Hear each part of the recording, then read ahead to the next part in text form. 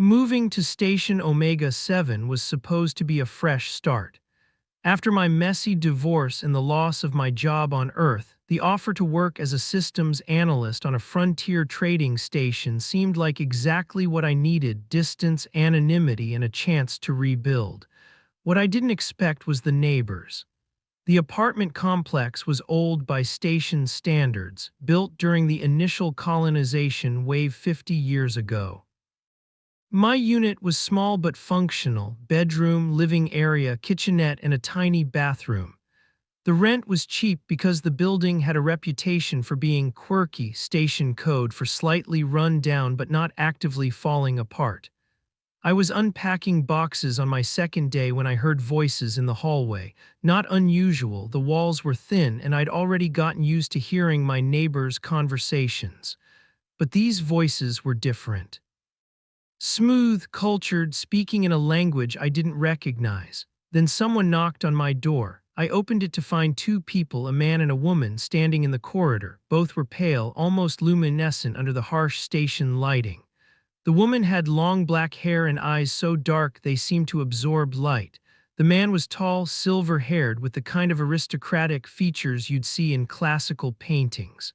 Both had the telltale elongated canines visible when the woman smiled. Vampires. "Hello," the woman said in accented standard. "We are your new neighbors. I am Anastasia and this is Victor. We wish to introduce ourselves." Hi, I'm Ryan Foster." I shook their offered hands, noting the coolness of their skin. "You just moved in 3 days ago," Victor said, his voice like aged whiskey. "We have taken the apartment next to yours. We hope we will not disturb you. We tend to keep unusual hours." "Right, nocturnal, I'm guessing." Anastasia's smile widened slightly. "You are familiar with our species." I took the diversity and integration courses before coming to the station. Vampires from Sanguina prefer darkness, consume blood, synth blood these days, I assume. "You assume correctly," Victor confirmed. "We understand our nature can be disconcerting to some species if our presence makes you uncomfortable. No, it's fine, really. I don't care what species my neighbors are as long as they're not loud at 3 a.m. "We are quite quiet," Anastasia assured me, "though we may make occasional noise around 3 a.m. as that is midday for us." We all laughed, and I thought that would be the end of it. Friendly neighbors, unusual biology, no big deal. I had no idea what I was getting into. The first incident happened 4 days later. I was returning from my shift at the station's central systems hub when I encountered a group of Crix traders in the corridor near my apartment. They were loud, aggressive, and clearly drunk on whatever passed for alcohol in their species. "Human," one of them called out, blocking my path. "You work in systems? Yes, we need codes, access to shipping manifests." "That's classified information. I can't help you." "Cannot or will not." Another Crix stepped closer, invading my personal space. "We pay well for cooperation. Not interested." "Excuse me." I tried to move past them. The first Crix grabbed my arm. "We are not finished, but I am." Victor's voice came from behind the Crix, cold and sharp as a blade. I hadn't even heard him approach. He stood there in the corridor, dressed in elegant dark clothing that seemed completely out of place on a frontier station. "The human has declined your offer," Victor continued. "You will leave now." The Crix who'd grabbed me turned, ready to argue, then froze when he saw Victor's eyes. They'd shifted from pale blue to something darker, more predatory. "We meant no offense," the Crix said quickly, releasing my arm. "We were merely conducting business. You were harassing my neighbor. There is a difference." Victor took a single step forward and all three Crix backed up. "I suggest you conduct your business elsewhere." They left quickly, practically running down the corridor. I stared at Victor. "That was, thanks, but I could have handled it." "I'm certain you could have." However, I was passing by and the situation seemed to be escalating. He studied me with those unsettling eyes. "You are unharmed." "Yeah, I'm fine. They were just pushy, not violent." "Nevertheless, please be cautious. The Crix have a reputation for not accepting rejection gracefully." He nodded politely. "Good evening, Ryan." He disappeared back into his apartment before I could respond. The second incident was stranger. I'd made friends with a woman from the station's hospitality sector, Maya, a human from Mars Colony. She was fun, easy to talk to, and after 2 weeks of chatting during lunch breaks, she'd suggested we grab dinner together. I invited her back to my place afterward for drinks. We were standing in the corridor outside my door, laughing about something stupid when Victor's door opened. He looked at us, specifically at Maya, with an expression I couldn't quite read. "Ryan, I was not aware you had company this evening." "Oh yeah, Victor, this is Maya, my neighbor Victor." Maya extended her hand cheerfully. "Nice to meet you. Ryan's told me about you and your wife. It's so rare to see married couples on frontier stations." Victor shook her hand, but his expression remained neutral. "A pleasure. I hope you enjoy your evening." He went back inside, and I thought that was weird but dismissed it. The next morning, Maya sent me a message. "Can't do dinner tonight after all. Got assigned to a long-term project off station. Leaving this afternoon. Sorry." Disappointing, but these things happened. Except then it happened again with Sarah from engineering, and then with Nicole from the trade offices. Every time I showed interest in someone, every time I had a woman near my apartment, they'd suddenly get transferred, reassigned, or would mysteriously lose interest in seeing me. After the fourth time, I started getting suspicious. The confrontation happened on a Friday evening. I'd had enough. I knocked on Victor and Anastasia's door, and Victor answered, looking mildly surprised. "Ryan, is something wrong? Can I come in? We need to talk." He stepped aside and I entered their apartment. It was immaculately decorated, elegant furniture, artwork that looked genuinely ancient, and thick curtains blocking every window. Anastasia sat on a velvet couch reading a book that appeared to be handwritten on parchment. "Ryan," she smiled, "what a pleasant surprise." "Is it?" "Because I'm not sure this visit is going to be pleasant." I crossed my arms. "I want to know what you two are doing." Victor and Anastasia exchanged glances. "You'll have to be more specific," Victor said carefully. "Every woman I've shown interest in, every person who's gotten close to me, they disappear. They get transferred or suddenly don't want to see me or find reasons to avoid me. And it always happens after they meet you two or after they're near my apartment." Anastasia set down her book. "You believe we are interfering with your social life." "I don't believe it. I know it. What I don't know is why." Another long look between them, then Victor sighed. "Perhaps you should sit down." "I'd rather stand." "Very well." Victor poured himself something dark from a crystal decanter. "Synth blood, probably. We have indeed been monitoring your interactions, and yes, we have discouraged certain individuals from pursuing relationships with you." "What possible reason could you have?" "Because you are in danger," Anastasia interrupted quietly. "And you have been since the moment you arrived on this station." I stared at them. "What are you talking about?" Victor took a sip from his glass. "Ryan, what do you know about your ex-wife's family?" "Miranda, she's from a corporate family, pretty wealthy. We divorced because she wanted me to join the family business and I refused." "What does that have to do with anything?" "Her family is the Castellan Corporation," Victor said. "One of the largest criminal syndicates operating in this sector. They specialize in data trafficking, corporate espionage, and strategic blackmail. That's Miranda's family runs hotels and shipping as fronts. Their actual business is significantly less legal." Anastasia leaned forward. "When you divorced Miranda, you also refused a very generous settlement that included a position in their legitimate operations. They interpreted this as both rejection and potential security risk." My mouth went dry. "You're saying Miranda's family are criminals and they think I'm a threat? You worked in their corporate systems for 3 years during your marriage," Victor said. "You had access to data, communications, financial records. Even if you never looked at anything sensitive, they cannot be certain of that. So they've been watching me. Worse, they've been positioning assets near you." Anastasia's expression was grim. "3 of the women you showed interest in, Maya, Sarah, and Nicole, were Castellan operatives. They were assigned to get close to you, assess what you know, and if necessary, ensure your silence permanently."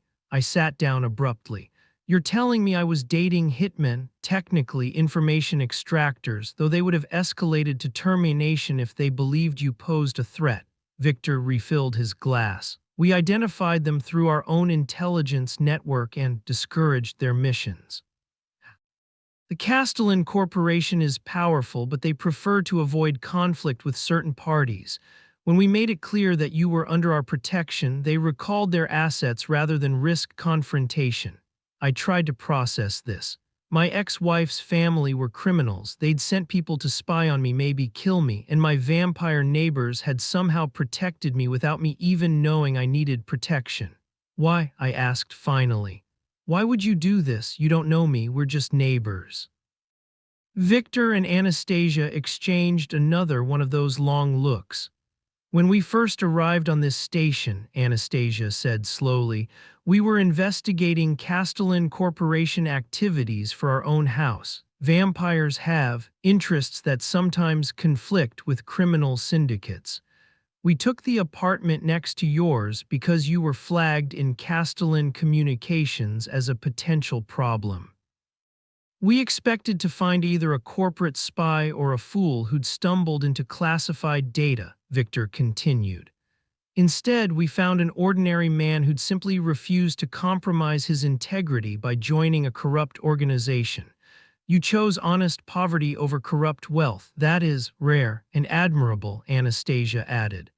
So when we realized the Castellan Corporation intended to eliminate a threat that didn't actually exist, we decided to prevent it. By scaring away everyone who gets close to me. By protecting you from people who meant you harm, Victor corrected. Though I admit our methods may have been overly broad. Overly broad, you've basically isolated me. Would you prefer we had allowed the Castellan operatives to complete their missions? Anastasia's tone was sharp. Sarah had poison. Nicole was trained in 17 methods of making deaths appear accidental. Maya was tasked with seducing you, accessing your personal files, and determining if you needed to be eliminated. The room spun slightly. I was going to sleep with someone who was planning to kill me. Yes, but you did not because we intervened. Victor's expression softened. Ryan, we understand this is difficult to accept, but the threat to you is real. The Castellan Corporation does not forget perceived betrayals. So what am I supposed to do? Live alone forever while you two screen everyone who gets near me. Not forever. We are working to resolve the situation through diplomatic channels. Our house has significant influence, and we are negotiating with Castellan leadership to have you officially declared a non-threat. How long will that take? These matters are delicate, months, perhaps a year. I stood up, pacing. This is insane. My entire life is being controlled by criminal syndicates and vampire politics, and I didn't even know it. Welcome to Frontier Station life, Anastasia said dryly. It's rarely as simple as it appears. I stopped pacing and looked at them, these two vampires who'd apparently appointed themselves my guardians without asking. If I tell you to stop, will you? If you genuinely wish us to cease our protection, yes, Victor said, though we would strongly advise against it. And if I want to date someone, meet people, have a normal social life, we will screen them first, Anastasia said. Ensure they are not Castellan operatives or other threats. If they are genuine, we will not interfere. That's still invasive. Yes, but it keeps you alive. I couldn't argue with that logic as much as I wanted to. The next few weeks were strange. Knowing my neighbors were vampires who decided I needed protection changed everything. I became hyper-aware of their presence, hearing them move around their apartment at night, noticing when Victor happened to be in the corridor when I came home, seeing Anastasia coincidentally at the station's market when I did my shopping. They weren't subtle, but they weren't intrusive either, just there, watching. It should have felt creepy. Instead, it felt oddly comforting. One evening, I knocked on their door. Anastasia answered, looking surprised. Ryan, is something wrong? No, I just... Can I talk to you both? They invited me in, and I sat on their elegant couch, feeling out of place among the antique furniture. I've been thinking about this whole situation, I said. About you protecting me, about the Castellan Corporation, all of it. And, Victor prompted, and I think I owe you an apology. When I confronted you, I was angry about the interference, but you literally saved my life multiple times and I didn't even thank you. You were processing a significant amount of disturbing information, Anastasia said gently. Anger was a reasonable response. Maybe, but still, thank you for protecting me, for caring enough to intervene when you didn't have to. Victor inclined his head. You are welcome, though I confess it has become somewhat more than a mere intelligence operation. What do you mean? We have grown fond of you, Ryan, Anastasia admitted. You are a good neighbor. Quiet, respectful, and you never complained about the one time Victor's music collection malfunctioned at 4 a.m. That was an accident, Victor protested. You said it was an accident. I maintain it was your attempt to share your love of ancient Earth opera with the entire floor. I laughed despite myself. That was you. I thought the station's sound system was glitching. In my defense, Verdi should be experienced at full volume. We fell into easier conversation after that. They told me about their house, one of the major vampire political families on Sanguina. Victor was a fifth son, Anastasia a third daughter, both sent to the frontier to manage their family's interests away from the more cutthroat politics of their homeworld. I told them about my life before the station, the marriage that had slowly suffocated me, the corporate job that had felt like a cage, the divorce that had set me free even as it left me broke. You chose integrity over comfort, Victor observed. That is why the Castellan Corporation fears you, not because you know secrets, but because you cannot be bought. People like that are dangerous to criminal organizations. I'm not dangerous, I'm just stubborn. Stubborn integrity is the most dangerous kind, Anastasia said with a smile. 3 months later, I met someone. Her name was Alina. She worked in the station's botanical gardens, and she was funny, smart, and completely genuine. We'd been talking for 2 weeks when I decided to ask her out. Before I did, I went to Victor and Anastasia. I need you to check someone, I said without preamble. They looked at each other, then back at me. Her name is Elena Vasquez. She works in hydroponics. I want to ask her out, but I need to know she's not a Castellan operative, Victor finished. We understand. Give us 24 hours. 2 days later, they knocked on my door. Elena Vasquez, Anastasia announced. 28 years old, born on Europa Colony, worked on 3 different stations before this one. No criminal affiliations, no suspicious connections. She has student debt and a sister on Mars she sends money to every month. She's also allergic to synthesized proteins, Victor added, which is why she works in the gardens. Real plants don't trigger her immune response. Is that last part relevant? If you take her to dinner, avoid the protein bars at Station Cafe 3. They use heavy synthesis. You guys researched her restaurant preferences. We were thorough, Anastasia said primly. She's safe, Ryan, genuine. If you wish to pursue this relationship, we will not interfere. Relief flooded through me. Thank you. However, Victor said, we will continue to monitor the situation discreetly. If the Castellan Corporation makes any moves, you'll let me know. I get it. Actually, we will eliminate the threat and inform you after, Victor corrected. But we appreciate your cooperation. I asked Alina out. She said yes. Our first date was wonderful, dinner at a restaurant Victor had recommended, not Cafe 3, followed by a walk through the station's observation deck. Alina was easy to talk to, passionate about her work, and completely unaware that vampire bodyguards were discreetly ensuring no one threatened her new boyfriend. When I walked her back to her quarters, she kissed me goodnight, and I felt like maybe, finally, my life on this station was becoming normal. Of course, nothing stayed normal for long on Omega 7. The confrontation came 2 months into my relationship with Alina. I was returning to my apartment late one evening when I found 3 men in expensive suits waiting in the corridor. They had the look of corporate enforcers, professional, cold, dangerous. Ryan Foster, the lead one asked. Depends who's asking.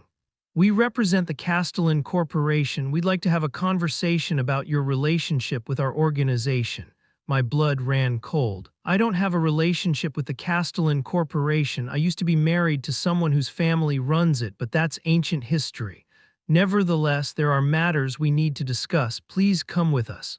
I don't think so. The enforcer's expression didn't change, but his hand moved towards something inside his jacket. That wasn't a request, Mr. Foster. Victor's door opened. He stood there in the doorway, and I realized I'd never actually seen him angry before. His eyes had gone completely black, his fangs were fully visible, and there was something about his posture that screamed predator. Gentlemen, Victor said, his voice colder than deep space. You are trespassing in a residential sector. You are threatening a person under House Volkov protection. And you are doing so in violation of the agreement currently being negotiated between your organization and my family. The enforcer's professional confidence wavered. We were not informed of any protection arrangement, the lead enforcer said carefully. That is a failure of your intelligence network. Anastasia appeared behind Victor, equally transformed into something beautiful and terrifying. Ryan Foster is under official protection of House Volkov. Any attempt to harm, coerce, or extract him will be considered an act of aggression against our house. The Castellan Corporation does not recognize. Your recognition is irrelevant, Victor interrupted. What you should recognize is that we are currently engaged in delicate negotiations with your leadership regarding several mutual interests. If you proceed with this action, those negotiations will fail, and House Volkov's response to that failure will be comprehensive. The enforcers held their ground for another moment, then the leader received some kind of communication through his earpiece. His expression tightened. We are withdrawing for now, but this matter is not concluded, Mr. Foster. Yes, it is, Anastasia said firmly. The conclusion is that Ryan Foster is no longer your concern. Inform your superiors accordingly. The enforcers left, and I realized I'd been holding my breath. That was too close, Victor said, his features returning to normal. The negotiations were supposed to prevent exactly this kind of confrontation. Someone in the Castellan organization is not being kept informed. Or someone disagrees with the protection arrangement and decided to act independently, Anastasia added. She looked at me seriously. Ryan, this situation has escalated. We need to consider relocating you. What? No, I have a job here, a life, Alina, none of which matters if you are dead. They won't kill me on the station. Too public, too many witnesses. They have killed 17 people on this station in the last 5 years, Victor said bluntly, all made to look like accidents, system malfunctions, or natural causes. You are not invincible simply because you are in public spaces. I sat down on the corridor floor, suddenly exhausted. I didn't ask for any of this. I just wanted a divorce and a fresh start. Victor sat down beside me, an absurd image, this elegant vampire in expensive clothes sitting on a grimy corridor floor. I know, and I apologize that our protection has proven insufficient. Your protection is the only reason I'm still alive. Don't apologize for that. I looked at him. What do I do? You could relocate to a station under House Volkov control, Anastasia suggested, joining us on the floor. We have facilities where you would be completely safe and completely controlled. Trading one prison for another.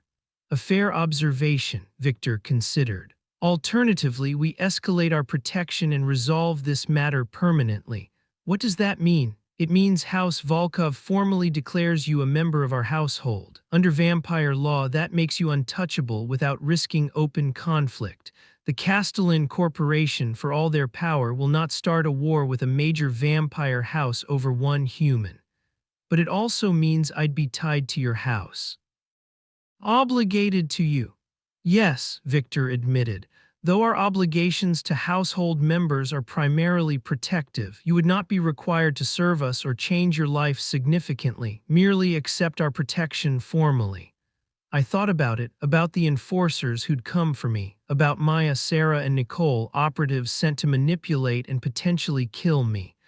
About the months of living in ignorant danger until 2 vampire neighbors decided I was worth saving.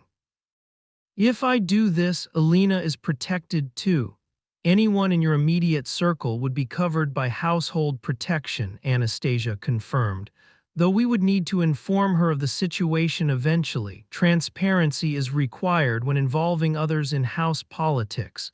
She's going to think I'm insane, perhaps, or perhaps she will appreciate that you value her safety enough to take extraordinary measures. Victor stood, offering me his hand. This is your decision, Ryan. We will respect whatever choice you make. I took his hand and let him pull me to my feet. If I agree to this household membership thing, what happens? There will be a formal ceremony, some paperwork, and you will receive a House Volkov sigil to wear. After that, you continue your life as normal with the understanding that you are under our protection and we have certain responsibilities toward you. And if the Castellan Corporation still comes after me, Victor's smile was sharp and cold. Then they learn why conflict with vampire houses is inadvisable. The ceremony was surprisingly simple, a few formal words in an ancient vampire language, a drop of blood mine mixed with synth blood theirs in a ceremonial cup, and the presentation of a silver pin bearing House Volkov's crest. "Welcome to the household, Ryan Foster," Anastasia said with genuine warmth. "You are now family, family." The word felt strange but not unwelcome. I told Alina everything the next day. To her credit, she didn't run screaming or call me crazy. She listened to the whole insane story, then said, "So your vampire neighbors adopted you to protect you from your ex-wife's criminal family. That's a simplified version, but yes. And you agreed because they've proven they actually give a damn about keeping you alive." "Yes, okay, I can work with that." She squeezed my hand. "Though I'm definitely meeting these neighbors who care about you so much." The dinner with Victor, Anastasia, and Alina was surprisingly pleasant. Alina asked intelligent questions about vampire culture, Victor told embarrassing stories about House Volkov politics, and Anastasia showed genuine interest in Alina's botanical work. "She's lovely," Anastasia told me later. "You chose well. You approve. Our approval is irrelevant. You clearly care for her and she makes you happy. That is sufficient." 2 weeks later, Victor received official communication from the Castellan Corporation. Ryan Foster was officially removed from their watch lists and declared no longer a person of interest. The enforcers who'd confronted me had been reassigned for violating negotiation protocols. "It's over," Victor announced. "You're safe now. Thanks to you too. Thanks to House Volkov," he corrected. "Though Anastasia and I are pleased we could facilitate your protection." Life settled into a strange new normal. I worked my systems analyst job, dated Alina, and occasionally attended House Volkov social functions as an official household member. My vampire neighbors continued being my vampire neighbors, though now with formal bonds of protection rather than just friendly concern. One evening, 6 months after the ceremony, I was having dinner at Victor and Anastasia's apartment when Anastasia asked, "Do you regret it, joining the household?" I thought about my life before, the isolation, the ignorant danger, the loneliness of starting over on a frontier station. "No," I said honestly. "You two have been better family than most of my biological relatives. Strange, overprotective vampire family, but family nonetheless." Victor raised his glass of synth blood in a toast. "To strange families and stubborn neighbors who refuse to be intimidated by criminal syndicates. To vampires who won't let anyone near me without a full background check," I countered. "To all of us surviving frontier station life," Alina added, joining the toast with her wine. We drank together, human, and two vampires, an unlikely family formed from danger, protection, and the simple choice to care about a neighbor who needed help. My new neighbors were vampires who wouldn't let anyone near me, and I'd never felt safer in my life.